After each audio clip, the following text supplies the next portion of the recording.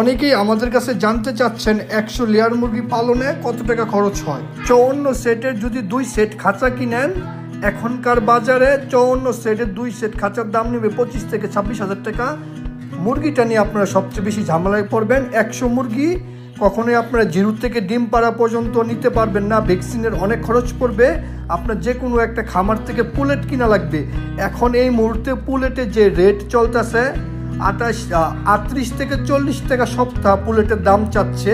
অল্প মুরগিতে দামটা এরকম চাই, বেশি মুরগিতে দামটা অনেক কম চাই। যদি 1-2 হাজার নেন, 26 সপ্তাহে লেয়ার মুরগিটা ফুল প্রোডাকশনে চলে আসে।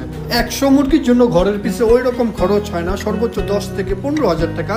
এই হচ্ছে আপনার টোটাল খরচ। 1 লাখ খাঁচা সহ 1,40,000 টাকার মতো খরচ পড়ে। আর আপনি যে সময় এই মুরগিটা 1,000 টাকা পিস কিনবেন, যে সময় রিজেক্ট হয়ে যাবে মুরগিটা 2 বছর পরে বিক্রি করবেন,